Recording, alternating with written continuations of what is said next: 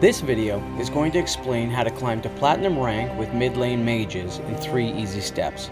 Like and sub if you enjoyed this shit, and catch me on Twitch if you think I'm funny. First off, you need to understand one thing. There are many different interpretations for the term mage. Some people say Kassadin is a mage. Kassadin is not a mage. AP and mage are not synonymous. Depending on how you build Kassadin, he is either an assassin or a bruiser. Going forward with this video, when I say mage, I am never referring to Kassadin.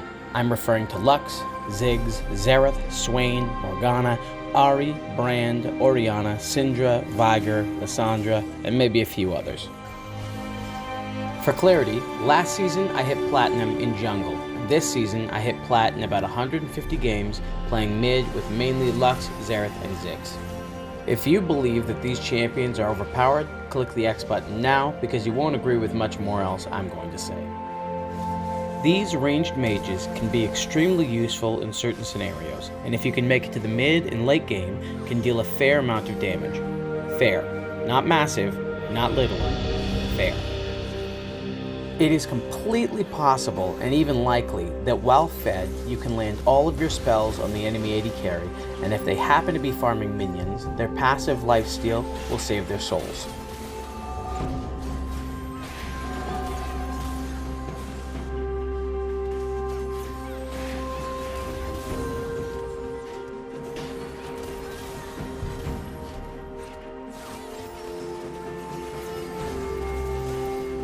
Mages provide utility to the team and can help control the map late game with picks. They can even be the reason the team fight goes your way. Oh my god, that was a sick ult. In the early game, let me explain what you're going to do in 3 very easy steps. CS, XP, Mortality. Earn CS. Before you hit level 6, there's only one thing that you should be doing: earning gold off of the CS. Do not try and kill the enemy. Do not try and poke them out of lane, just CS. Currently, I farm an average of 6.5, maybe 7 CS per minute in a normal game that is not a stomp. This is pretty good CS and usually keeps me in the top 1 or 2 people in the game in my Platinum Elo. The average bronze player farms at about 4.22 CS per minute. Let's say that every minion counts for 18 gold. This is the average between the 14 for spellcasters and the 21 for melee. This excludes cannons for now. That means I'll earn 1,170 gold in the first 10 minutes of active farming, while the bronze player will earn only 760. This is pretty substantial. A value greater than a kill and equal to first blood. First blood. There are also 6 cannon minions before 10 minutes. That's 60 gold each, 360 gold total. Save your mana to secure those cannons. Earn XP. This seems pretty self-explanatory, but I cannot tell you how many times I've seen bronze players fight in a 1v1 level 3 into level 5 before calling the opposing champion OP. To really explain why this is so important, we need to understand why level ups matter. Let's start off with base stats. Xerath earns 92 HP per level. This means that a 2 level advantage gives him 184 extra hit points. This is approximately 500 gold worth of value in literally just HP. Xerath earns 3 attack power per level. This means that a 2 level advantage gives him 6 extra attack damage. This is about 200 gold value. 3.5 armor, that's 7 total, and about 140 gold. It's hard to put a gold value to damage, but as Xerath, maxing Q is going to grant you an extra 80 damage in 2 levels with just 1 spell. It'd take about 115 AP to make this difference in damage without skilling up.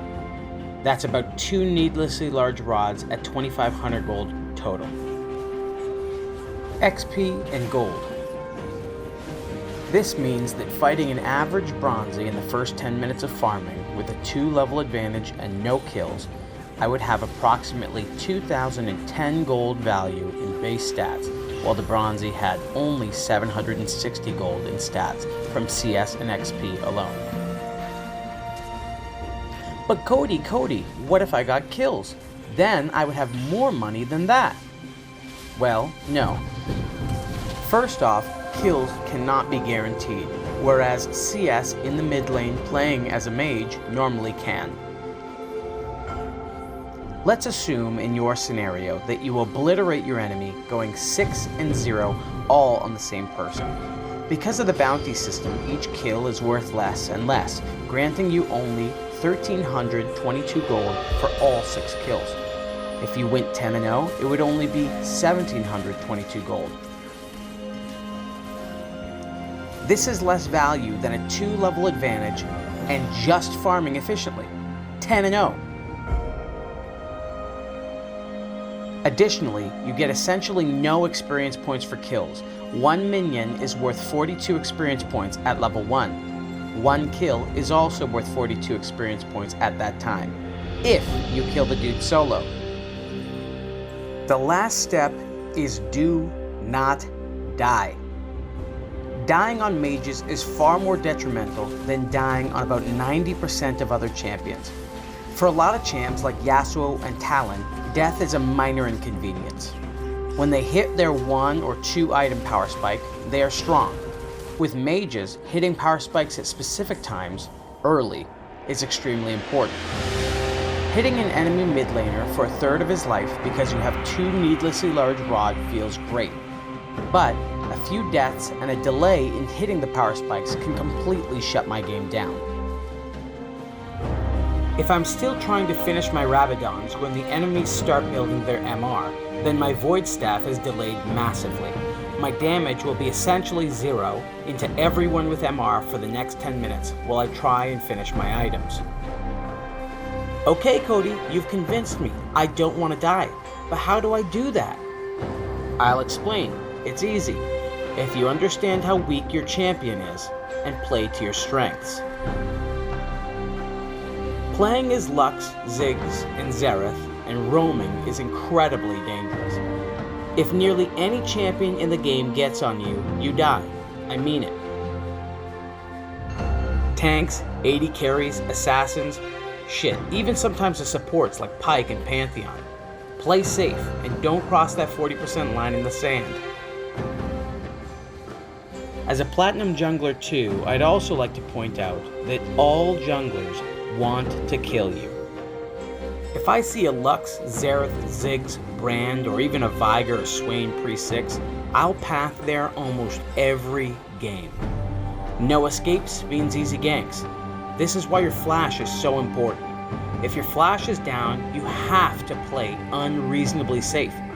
So much so that it can even be boring at times.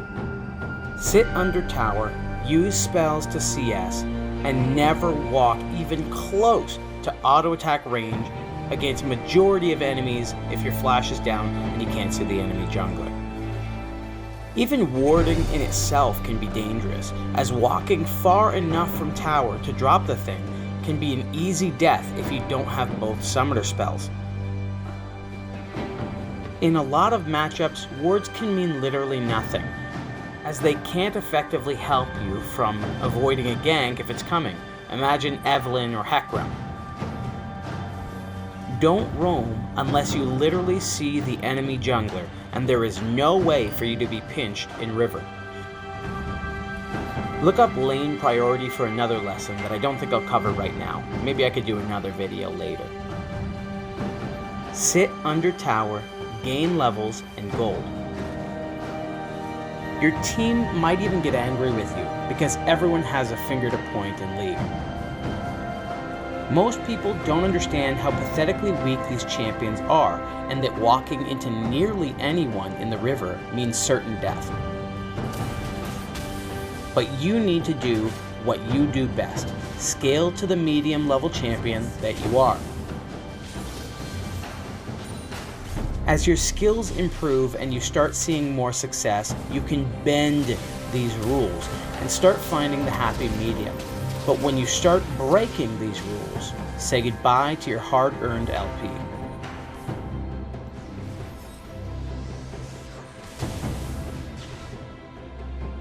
Whew, that took way longer than I thought it would to edit that video. That was honestly a disaster, a nightmarish disaster. Probably just because my skills are not that high at doing these whole, I don't know, additions and arrow points and all this stuff. It's been a while. I haven't done a League of Friendship in a long time.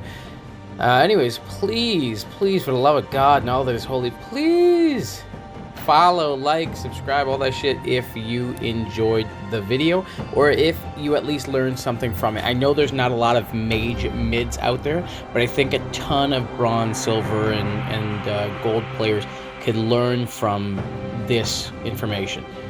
It can sometimes be hard to visualize the stats and all that stuff and how outlandishly important CSing and experience points is, but I think I did a good job of showing you. So please, again, hit me up with those likes, subs, and all that stuff if you enjoyed it, if you had fun, or if you learned something. And please, you know what, just say in the comments, hey, dude, I did not know that was worth that much gold. Oh, like that. That makes me so happy to see. I really appreciate it. Okay, thanks guys, bye.